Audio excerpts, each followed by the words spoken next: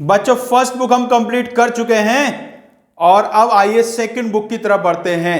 बच्चों 80 में से 80 का टारगेट है, पूरे नंबर ही लाने हैं। और सुन लो, जैसे जैसे क्वेश्चन करा रहा हूं, यदि वैसा पेपर में नहीं करके आए तो फिर देख लेना आप। तो आइए, सबसे पहला चैप्टर हमारा सेकंड बुक का आता है इंटीग्रेशन। तो इंटीग्रेशन के क्वेश्चन हम डिस्कस करते हैं जो हमारे एमसीक्यू में आ सकते हैं। बच्चों पहला क्वेश्चन बड़ा देखा होगा सबने question, 1/sin square X into cos square x. अरे याद है बच्चों कैसे करते थे?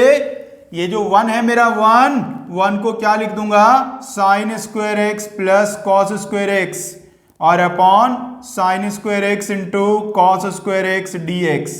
बच्चों अब अलग अलग डिवाइड कर लो।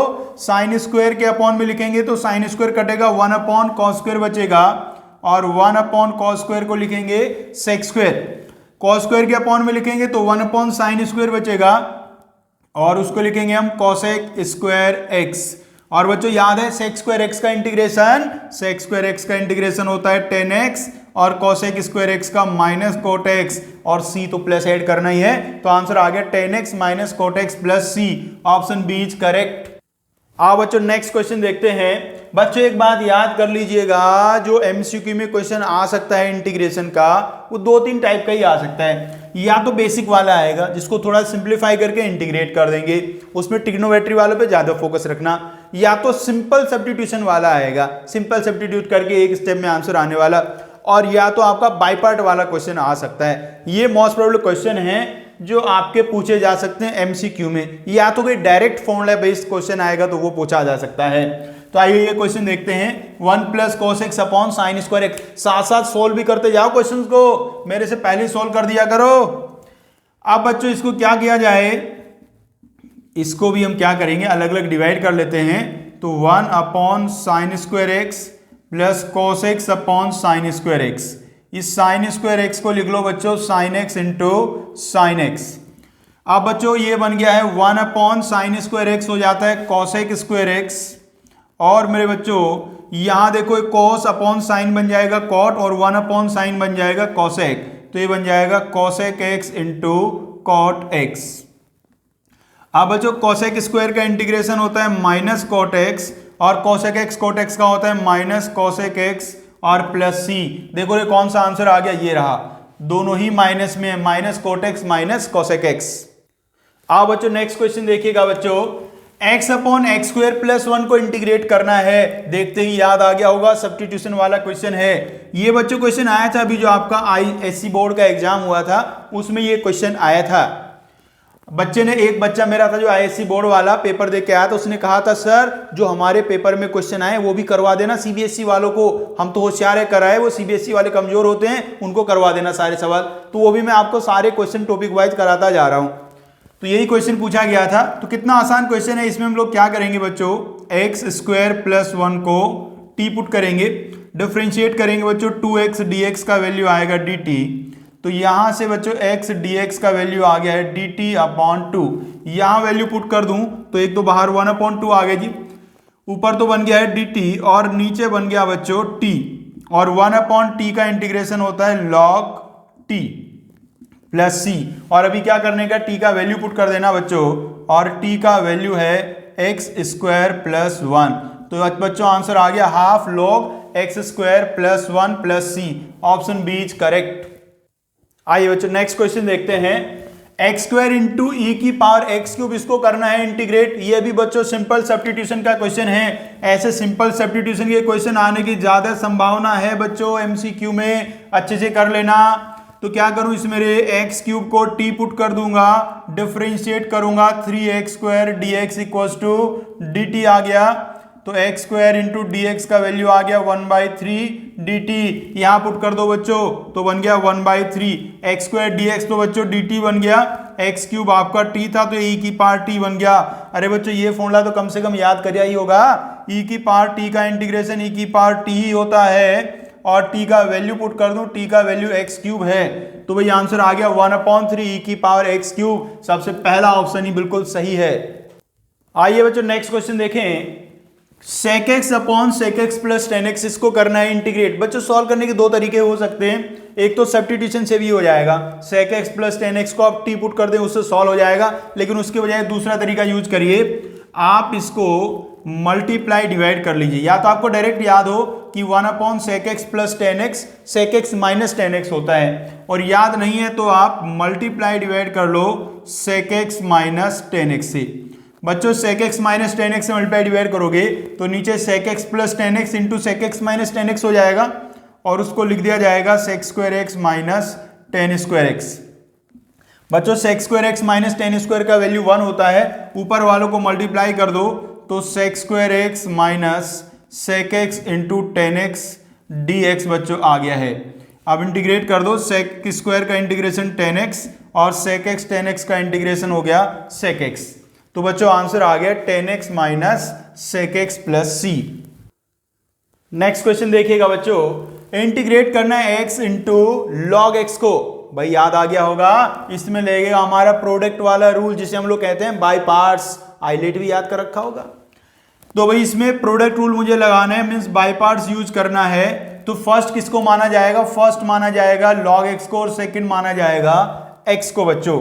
तो ऐसे लिख लेता हूं log x इंटू एक्स, ये मेरा फर्स्ट और ये मेरा सेकंड। बच्चों ये फॉर्मूला याद कर रखा है, फर्स्ट को ऐसे ही रखना है, फर्स्ट को ऐसे ही रखना है, सेकंड वाले को इंटीग्रेट करना है, माइनस फर्स्ट को डिफरेंशिएट करेंगे, फर्स्ट को डिफरेंशिएट करेंगे, और बच्चों सेकंड वाले को इंटीग्रेट करेंगे, और फिर होल का इंटीग्रेशन बच्चों करेंगे। अब बच्चों log x को तो ऐसे ही रखा आपने, x का इंटीग्रेशन हुआ x square by two, minus यहाँ log x को जब आप डिफरेंशिएट करेंगे तो 1/x आएगा, x का integration x square by two होगा। तो बच्चों क्या बन गया रे, देखो x square by two into log x, minus यहाँ देखो एक एक्स से एक एक्स कैंसिल हो जाएगा, तो यहाँ जो x बाई टू है जब उसको इंटीग्रेट करूंगा मैं तो आ जाएगा एक्स स्क्वायर बाई फोर और प्लस सी। अब बच्चों यहाँ से आप कॉमन ले लीजिए एक्स स्क्वायर बाई फोर, तो ये बनेगा 2 log x minus one plus C. ऐसा बच्चों आ गया, ढूंढिएगा कहाँ है ऐसा आंसर, मिल गया रे, ये रहा, ऑप्शन बी है बिल्कुल करेक्ट बच्चों। आइए बच्चों नेक्स्ट क्वेश्चन देखते हैं। क्वेश्चन को इंटीग्रेट करना है e की power x into one minus cot x plus cot square x.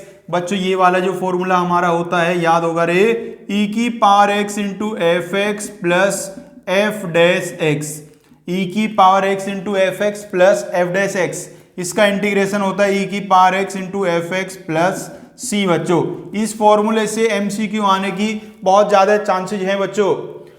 तो इसमें देखिए क्या ऐसा कुछ बना हुआ है एफ और एफ डैश वाला केस, भाई यहाँ लिखा है कोट, और कोट का जो डिफरेंशिएशन होता है वो तो कुछ कोसेक स्क्वायर के जैसा होता है। क्या कोसेक स्क्वायर दिख रहा है, कहीं दिख रहा है? ध्यान से देखो, अरे यदि वन और कोट स्क्वायर को मैं एक साथ मिला दूं तो ये कोसेक स्क्वायर बन जाएगा। अरे one plus cot square x cosec square x होता है ना, तो ये बन गया माइनस कोट एक्स और plus cosec square x dx. अब बच्चों देखो माइनस कोट एक्स का डिफरेंशिएशन कोसेक स्क्वायर एक्स होता है, तो यदि मैं इसका नाम f कहता हूं तो ये कौन है, ये f डैश x है। तो आंसर क्या आ गया आपका e की power x into minus cot x plus C. कौन सा ऑप्शन दिख रहा है सही, देखो ऑप्शन डी आ गया है बिल्कुल एकदम करेक्ट। बच्चों आइए आगे बढ़ते हुए चलते हैं, अब हम पहुंच गए हैं डेफिनिट इंटीग्रेशन पे। बच्चों डेफिनिट में भाई प्रॉपर्टी वाला सवाल आने के पूरे चांसेस है, कोई छोटी सी प्रॉपर्टी यूज होकर जिससे आंसर आ जाए। ये तो आपका फेवरेट वाला क्वेश्चन भी देखते ही समझ में आ गया होगा, वो बात अलग है कि इतना आसान क्वेश्चन इस बार जेईई मेंस में भी आ गया था ये वाला सवाल, तो बोर्ड में तो आ ही सकता है बिल्कुल भाई। तो ये याद होगा कैसे क्या करते थे, याद नहीं है तो एक बार फिर से मैं बता देता हूं। इसको आप मान लीजिएगा i, और फिर इसमें प्रॉपर्टी यूज कर दो a माइनस एक्स वाला। अरे बच्चों ये वाला property 0 to a f x D x, क्या लिख देते हैं इसको, 0 to a f of a minus x D x, बहुत इंपॉर्टेंट प्रॉपर्टी है। यही वाला प्रॉपर्टी हम यूज करेंगे बच्चों, तो x के प्लेस पे क्या लिखेंगे, pi by two minus x, तो ये बन जाएगा sine pi by two minus x whole power 2023 divide में नीचे भी x को pi by two minus x लिखेंगे बच्चों, 2023 plus cos pi by two minus x और होल पावर 2023 बच्चों, और यहाँ dx। अब बच्चों इसमें मैं sine pi by two minus x को कॉस एक्स लिख दूंगा और cos pi by two minus x को साइन एक्स बच्चों लिख दूंगा। तो ऊपर बन जाएगा cos x की पावर 2023, नीचे आएगा बच्चों cos x की पावर 2023 प्लस sin x की पावर 2023 बच्चों। अब बच्चों क्या करना है, ये इक्वेशन 1 मानिए और ये इक्वेशन आपका 2 हुआ, इन दोनों को ऐड कर दीजिए। जैसे ही मैं इन दोनों को ऐड करूंगा, देखो डिनोमिनेटर तो दोनों का सेम है, न्यूमरेटर ऐड हो जाएगा, इधर आ जाएगा 2i और न्यूमरेटर में भी कितना बन जाएगा भाई, साइन एक्स की पावर 2023 प्लस कॉस एक्स की पावर 2023 और डिनोमिनेटर में भी यही लिखा हुआ है तो सेम बन जाएगा, तो हो जाएगा कैंसिल। अब यदि मैं इसको इंटीग्रेट करूं, इंटीग्रेशन आ गया x और लिमिट रखनी है 0 से π/2, π/2 रख के π/2, 0 रख के 0, तो वैल्यू आ गया बच्चों π/2। लेकिन ये किसका वैल्यू है, ध्यान दीजिएगा, ऐसी गलती मत करके आ जाना वहां कि π/2 आते ही सीधे π/2 आंसर लिखने चल दिए।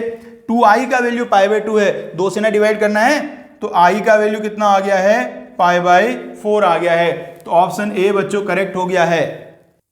आओ बच्चों नेक्स्ट क्वेश्चन देखेंगे। इंटीग्रेट करना है 0 से लेके 1 तक x into 1 minus x to the power n को बच्चों।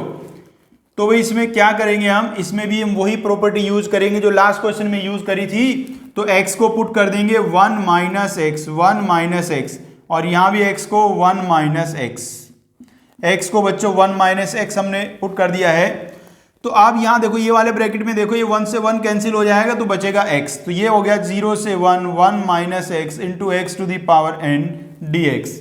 अब बच्चों क्या करिएगा, ये x की पावर n को अंदर मल्टीप्लाई कर दो, तो x की power n minus x to the power n plus 1 बच्चों बन गया है।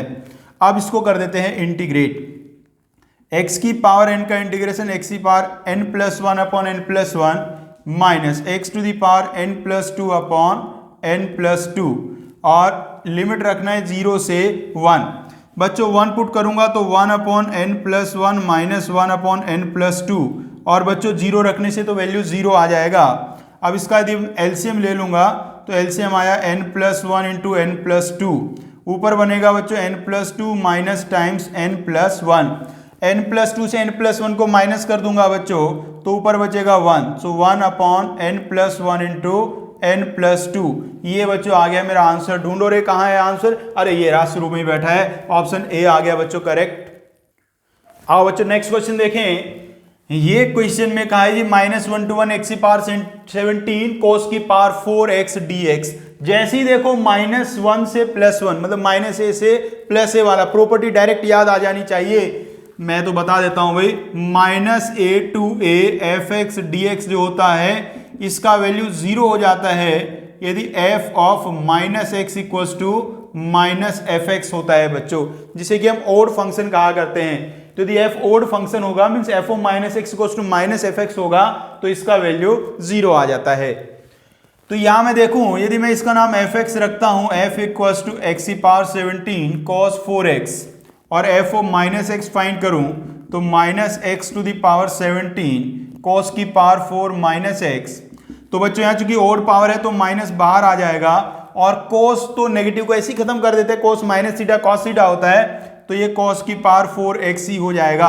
तो देखिएगा माइनस बाहर आ चुका है तो ये बन चुका है -fx। चूंकि f of -x equals to -fx है तो इस इंटीग्रेशन का वैल्यू 0 होगा बच्चों। चलिए बच्चों अब आगे बढ़ते हैं, नई चैप्टर की तरफ आ गए हैं। अब चैप्टर आ गया बच्चों डिफरेंशियल इक्वेशन। इसके बीच में एक चैप्टर था बच्चा एरिया वाला, एप्लीकेशन ऑफ इंटीग्रेशन। मुझे नहीं लगता वो वाले चैप्टर से एमसीक्यू में कोई क्वेश्चन आएगा, उसमें उस टाइप के क्वेश्चन है ही नहीं उतने छोटे वाले। तो हम तो डिफरेंशियल इक्वेशन पे आ गए बच्चों। यहाँ एक टॉपिक आपने पढ़ा है ऑर्डर और डिग्री वाला, उससे पूरे चांसेज हैं कि क्वेश्चन आना चाहिए बच्चों।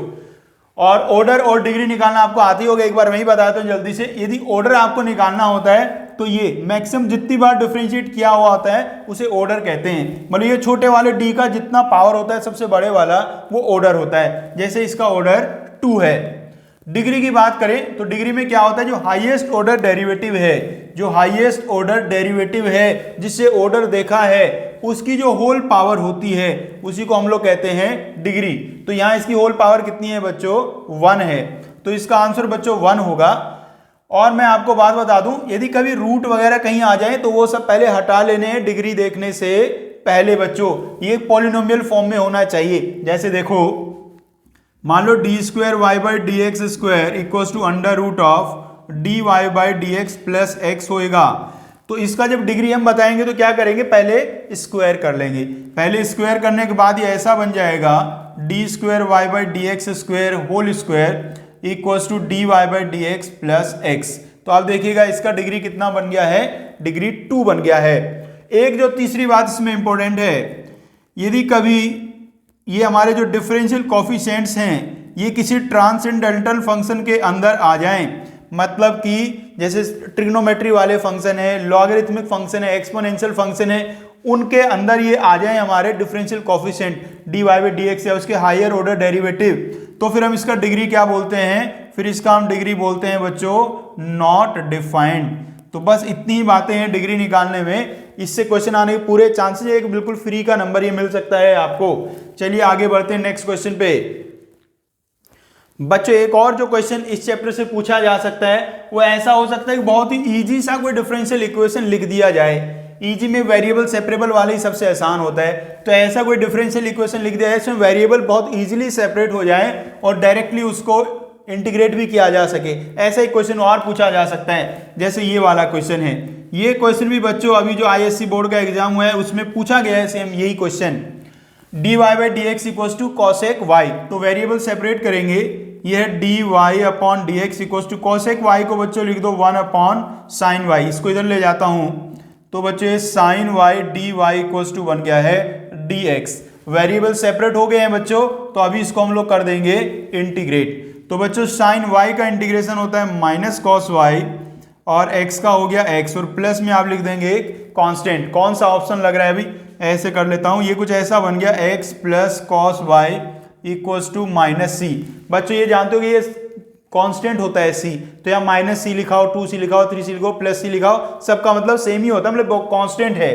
तो x plus y equals to constant, आपका आंसर आ गया है। देखो कहीं लिखा है क्या ऐसा, हाँ ये रहा जी ऑप्शन बी में x plus y equals to constant.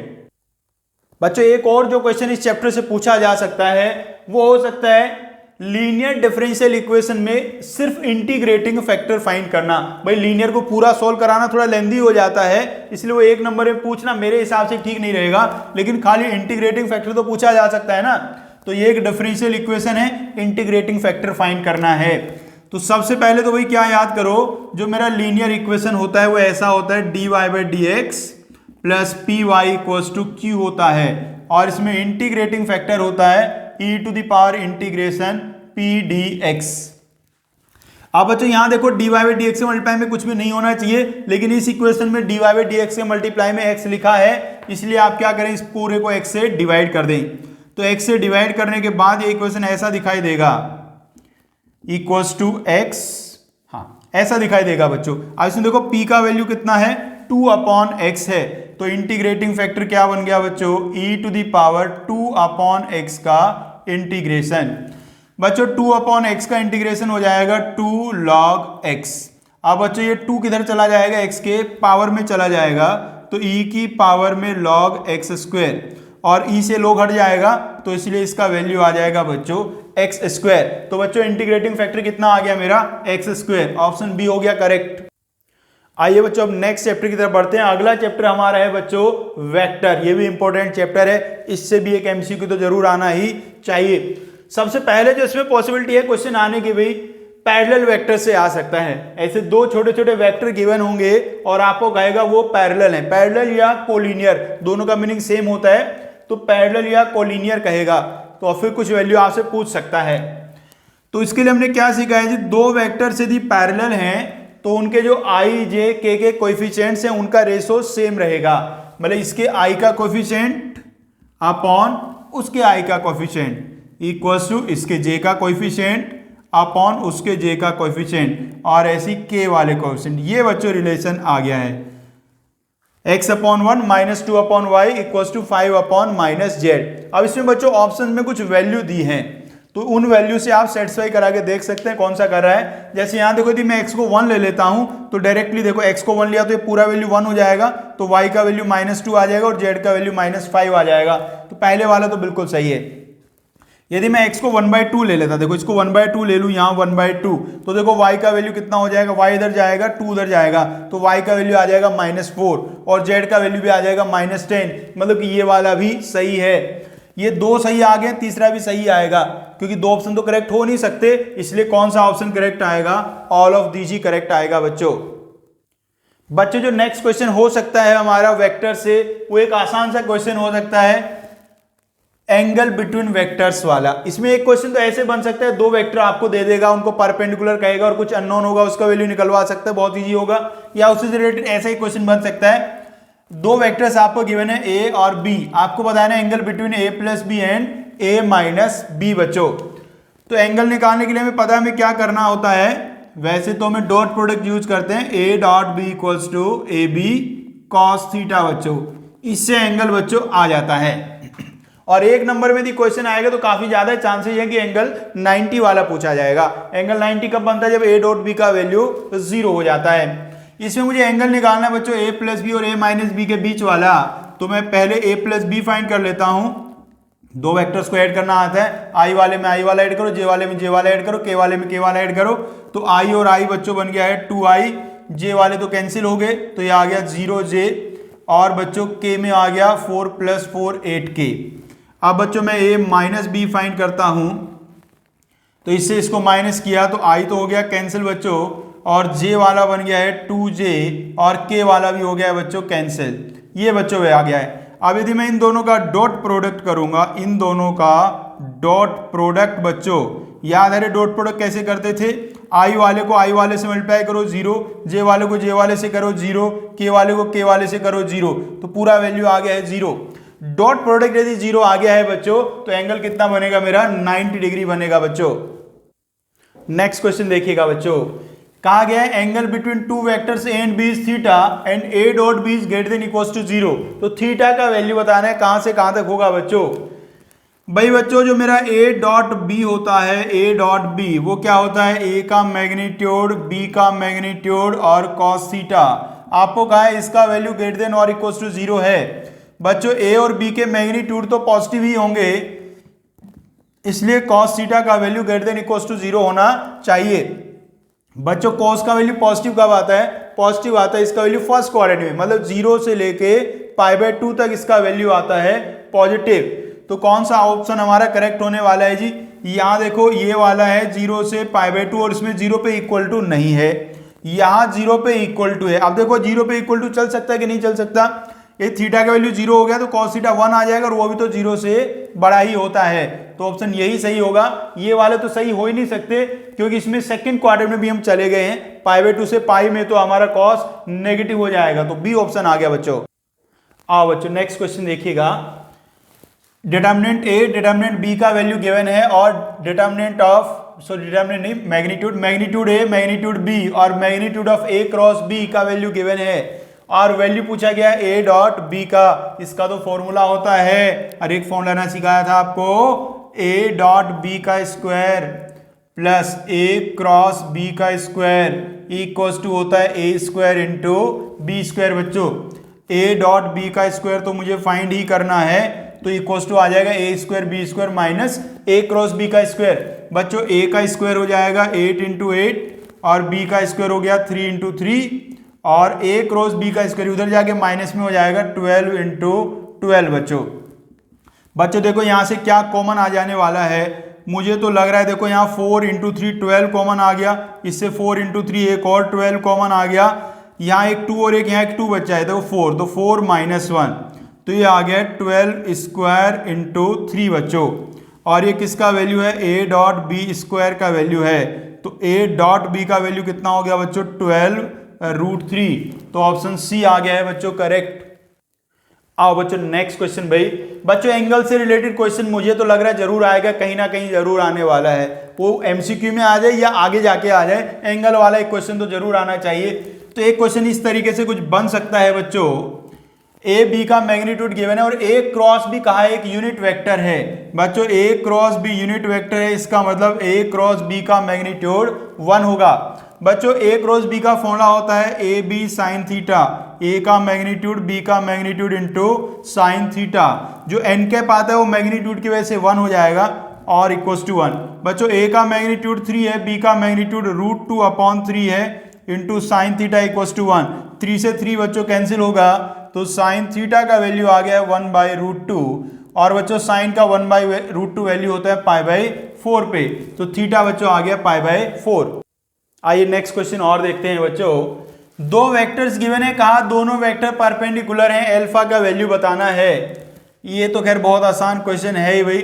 दोनों वेक्टर्स परपेंडिकुलर हैं तो जब इनका मैं डॉट प्रोडक्ट करूंगा तो वो 0 के इक्वल आ जाएगा। डॉट प्रोडक्ट करना आता है जी, आई वाले को आई वाले से मल्टीप्लाई करो आ गया 6, जे वाले को जे वाले से मल्टीप्लाई करो आ गया -अल्फा, और के वाले को के वाले से मल्टीप्लाई करो तो आ गया है 8, और इक्वल्स टू रखना है 0। तो यहां से वैल्यू बच्चों आ गया अल्फा का 14, तो 14 बच्चों इसका आंसर आ गया है। बच्चों एक क्वेश्चन और जो बन सकता है वो मैं ऐसे ही बता देता हूं छोटे से में। जैसे में पता है यदि ए क्रॉस बी का वैल्यू एक 0 वेक्टर हो तो ए और बी पैरेलल वेक्टर होते हैं। जैसे मैंने पहला क्वेश्चन कराया था उसमें 2 वेक्टर्स दिए थे, वो कहा था कोलिनियर हैं, तो कुछ अननोन का वैल्यू बताना था। तो उसकी जगह आंसर क्या हो सकता है, वो पैरेलल वर्ड ही यूज ना करे, कह दे कि उन दोनों का क्रॉस प्रोडक्ट 0 है, और यदि क्रॉस प्रोडक्ट 0 होगा तो दोनों पैरेलल होंगे, तो उससे किसी अननोन का वैल्यू आपसे निकलवा सकता है। तो याद रखना यदि ए क्रॉस बी 0 दे दिया तो उसका मतलब ए और बी पैरेलल होंगे भाई। चलिए बच्चों आगे बढ़ते हैं नेक्स्ट चैप्टर की तरफ, और अब हम चैप्टर में पहुंच चुके हैं 3 डायमेंशनल ज्योमेट्री 3D से बच्चों जो सबसे आसान क्वेश्चन बन सकता है वो क्या हो सकता है, आपको गिवन हो line makes angle alpha beta gamma with the coordinate axis. बच्चों यदि alpha beta gamma coordinate axis angle बना रही है तो cos alpha cos beta cos gamma direction cosines हो जाएंगे। तो हमने पढ़ा हुआ है डायरेक्शन कोसाइंस के स्क्वायर का सम, मतलब कि cos square alpha plus cos square beta plus cos square gamma का वैल्यू 1 होता है बच्चों। इस क्वेश्चन में पूछा गया साइन स्क्वायर का सम, तो बच्चों जो मेरा कॉस स्क्वायर है उसको मैं ऐसे 1 माइनस साइन स्क्वायर लिख लेता हूं, 1 minus sine square 1 minus sine square equals to बच्चों 1। एक 1 से तो एक 1 कैंसिल हो जाएगा, बाकी ये 1 प्लस 1 बन गया है बच्चों 2, और इनको उधर ले जाऊंगा तो sine square alpha plus sine square beta plus sine square gamma. तो बच्चों sine square alpha plus sine square beta plus sine square gamma का वैल्यू आ गया है बच्चों 2। बच्चों इसी में एक क्वेश्चन और आपसे पूछा जा सकता है कि cos 2 alpha plus cos 2 beta plus cos 2 gamma का वैल्यू क्या होगा। cos 2 alpha plus cos 2 beta plus cos 2 gamma का वैल्यू क्या होगा। तो बिल्कुल घबराना नहीं है बच्चों, इसको आप cos 2 अल्फा का फॉर्मूला यूज कर लीजिए। ऐसा होता है कुछ 2 cos स्क्वायर अल्फा -1, ये 2 cos स्क्वायर बीटा -1, ये 2 cos स्क्वायर गामा -1। तो बच्चों 2 common cos square alpha plus cos square beta plus cos square gamma, और बच्चों ये जो 1 1 1 है ये मिल जाएंगे -3। अब इसका वैल्यू बच्चों होता है 1, तो 2 - 3 इक्वल्स टू -1, तो इसका वैल्यू बच्चों -1 आ जाएगा। आइए बच्चों नेक्स्ट क्वेश्चन देखते हैं। नेक्स्ट क्वेश्चन क्या पूछा जा सकता है भाई, आपको 2 पॉइंट्स गिवन हो, उनसे डायरेक्शन रेशोज निकलवाए, ये तो बहुत ज्यादा आसान हो जाएगा, उनसे डायरेक्शन कोसाइन निकलवाए, ऐसा क्वेश्चन पूछ सकता है। तो ये 2 पॉइंट बच्चों गिवन है, इनसे डायरेक्शन कोसाइन निकालने हैं। तो पहले बच्चों मैं क्या करूंगा, डायरेक्शन रेशोज निकालूंगा, direction ratios of A B. भाई डायरेक्शन रेशोज के लिए क्या करते हैं, माइनस कर देते हैं पॉइंट्स को, ए वाले से बी वाला माइनस कर दो या बी वाले से ए वाला माइनस कर दो। मैं ए से बी वाला ही माइनस कर देता हूं, तो 0 माइनस -1 हो गया 1, 7 माइनस 6 हो गया 1, 10 माइनस 6 हो गया बच्चों 4। ये हमारा आ गया डायरेक्शन रेशोज। और बच्चों डायरेक्शन रेशोज से डायरेक्शन कोसाइंस तो निकालने आपने सीखे हुए हैं, इनको डिवाइड कर लेना है आपको √a² plus b² plus c² से, मतलब इनके स्क्वायर के सम से डिवाइड करना होता है। 1 अपॉन प्लस भी कर लेता हूँ 16 प्लस 2, ये हो गया बच्चों 18, और 18 को क्या लिखा जा सकता है, 3√2 लिखा जा सकता है। तो ये बन गया 1/3√2, 1/3√2, और ये 4/3√2। ऑप्शन बी आ गया बच्चों एकदम से करेक्ट। आइए बच्चों नेक्स्ट क्वेश्चन देखते हैं। नेक्स्ट क्वेश्चन जो आ सकता है बच्चों, 2 लाइंस आपको गिवन हो और उनके बीच का एंगल आपसे पूछ लिया जाए, या कह दिया जाए लाइन परपेंडिकुलर है तो अननोन का वैल्यू पूछ लिया जाए। बच्चों जैसे आपको सिखाया जाता है, सबसे पहले आप जब लाइंस आती हैं तो एंगल के लिए डायरेक्शन रेशोज की जरूरत पड़ती है। तो सबसे इंपॉर्टेंट बात जो आपको ध्यान रखनी है, एक्स वाई और जेड के कोएफिशिएंट 1 होने चाहिए, इसको मत भूल जाना बच्चों। एक्स वाई जेड के कोएफिशिएंट 1 1 होने चाहिए सबके। सेकंड लाइन में देख रहा हूं सब बहुत बेहतरीन है, सबके कोएफिशिएंट 1 है। फर्स्ट लाइन में थोड़ी दिक्कत है, यहां देखो z को माइनस में लिख दिया है, तो घबराना नहीं है, माइनस को प्लस बनाना है। तो ये बन गया बच्चों x माइनस 2/1 y माइनस 3/1। इससे आप क्या करेंगे, माइनस कॉमन ले लीजिए, तो z माइनस 4 माइनस k बच्चों बन गया है। तो एक लाइन ये बन गई। ये दूसरे वाली लाइन मेरी बिल्कुल परफेक्ट है, इसे कोई दिक्कत नहीं है। अरे परपेंडिकुलर का कंडीशन याद है ना, परपेंडिकुलर के लिए a1 a2 plus b1 b2 plus c1 c2 का वैल्यू 0 होता है बच्चों। तो ये रहा a1 और ये रहा a2, तो कितना बन गया k।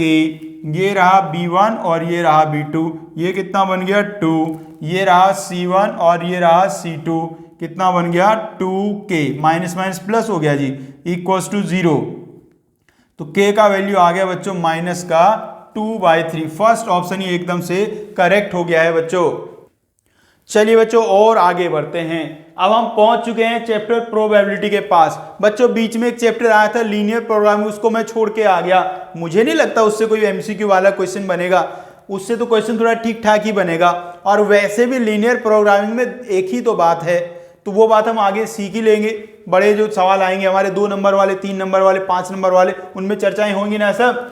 तो प्रोबेबिलिटी पे आ गए। यहाँ एक ऑब्जेक्टिव क्वेश्चन पक्का आएगा इस चैप्टर से।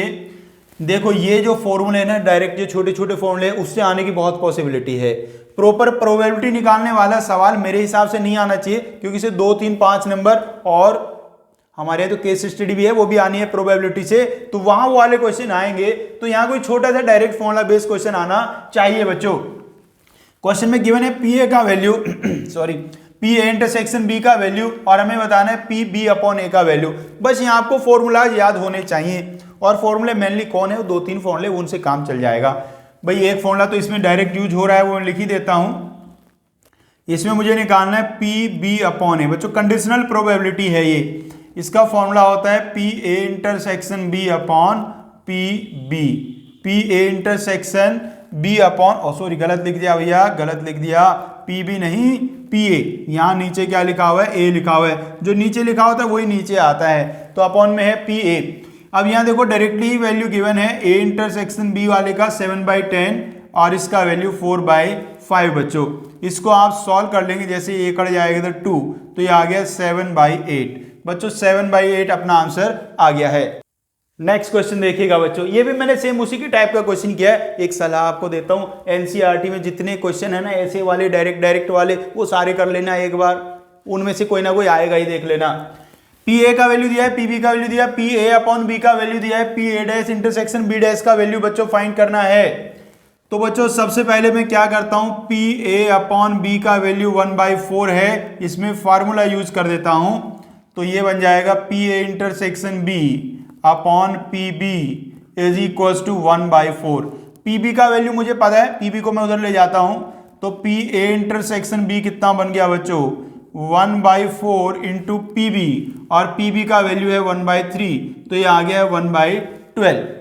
ये पी ए इंटरसेक्शन बी आ गया, लेकिन मुझे तो ये निकालना है P A dash intersection B dash, P A dash intersection B dash. बच्चों ये तो शायद ऐसा होता है ए यूनियन बी का होल डैश, डी मॉर्गन वाला फॉर्मूला, और डैश हटाने के लिए 1 माइनस कर देते हैं, तो ये बन गया P 1 minus P A union B. अब बच्चों ए यूनियन बी का वैल्यू कैसे निकालेंगे, उसका भी एक फॉर्मूला होता है P A plus P B minus P A intersection B बच्चों, P A minus P A plus P B minus P A intersection B. अब बच्चों यहाँ वैल्यू पुट कर देते हैं 1 माइनस पी ए का वैल्यू 1/2, पी बी 1/3, और P A intersection B आ गया 1/12। भाई कैलकुलेशन तो बढ़िया है आपकी, यहाँ एलसीएम आप ले लीजिए, तो ये 6 + 4 - 1 9, तो ये आ जाएगा 1 - 9/12, और 1 - 9/12 क्या हो जाएगा 3/12, और 3/12 को हम क्या लिख सकते हैं 1/4। तो बच्चों 1/4 आ गया आंसर। एक और बच्चों क्वेश्चन देखिएगा, इंडिपेंडेंट इवेंट से क्वेश्चन आ सकता है बच्चों। कहा ए और बी 2 इंडिपेंडेंट इवेंट से पी ए पी बी का वैल्यू गिवन है, P A dash intersection B dash find करना है बच्चों। तो बच्चों हम जानते हैं इंडिपेंडेंट इवेंट्स के लिए P A intersection B equals to P A into P B होता है बच्चों। तो P इंटू पी भी आ गया 12/45। मुझे बच्चों फाइंड करना है A dash intersection B dash. अभी सीखा था पिछले वाले क्वेश्चन में, ये बन जाएगा 1 माइनस PA यूनियन B। और PA यूनियन B का वैल्यू कैसे निकलेगा? PA plus PB minus PA intersection B से बच्चों। और मेरे बच्चों अब यहाँ वैल्यू पुट कर दीजिए। PA का वैल्यू है 3/5, PB है 4/9 और A इंटरसेक्शन B आ गया था मेरा 12/45। एलसीएम लेके सॉल्व कर दीजिए तो ये मुझे लग रहा है कितना आ जाएगा 27 प्लस 20 माइनस 12/45 कितना बन गया होगा रे? 1 माइनस 35/45 मतलब कि 10/45। और यदि मैं इसको 5 से कैंसिल कर दूंगा तो कितना आ गया? 2/9 बच्चों आ गया है। बच्चों देखिए नेक्स्ट क्वेश्चन जो पूछा जा सकता है एमसीक्यू में इस चैप्टर से, वो प्रोबेबिलिटी डिस्ट्रीब्यूशन वाला बच्चों आ सकता है। एक प्रोबेबिलिटी डिस्ट्रीब्यूशन आपको गिवन है और के का वैल्यू फाइंड करना है। बच्चों प्रोबेबिलिटी डिस्ट्रीब्यूशन के लिए दो बातें आपको पता होंगी। एक तो सारी प्रोबेबिलिटीज का सम कितना होना चाहिए? 1 के इक्वल होना चाहिए और सारी प्रोबेबिलिटी का वैल्यू 0 से 1 के बीच में आना चाहिए। अब मुझे यहाँ k का वैल्यू निकालना है तो सारी प्रोबेबिलिटी k के टर्म्स में गिवन है, तो सारी प्रोबेबिलिटीज का सम मैं यहाँ कर दूंगा। तो यदि मैं सबका सम करने जाऊंगा बच्चों, आप तो होशियार हो, ध्यान से देख लो, नीचे तो k ही है, ऊपर ये सब ऐड हो जाएंगे। 5 प्लस 7 प्लस 9 प्लस 11 अपॉन के, और ये किसके इक्वल होना चाहिए बच्चों? 1 के इक्वल होना चाहिए। ये तो कोई छोटा बच्चा भी इसको सॉल्व करके बता देगा कि k का वैल्यू कितना आ गया है? 32 बच्चों आ गया है। तो k का वैल्यू बच्चों आ गया है 32, इसलिए ऑप्शन कौन सा हमारा करेक्ट हो गया बच्चों? 32 हो गया है।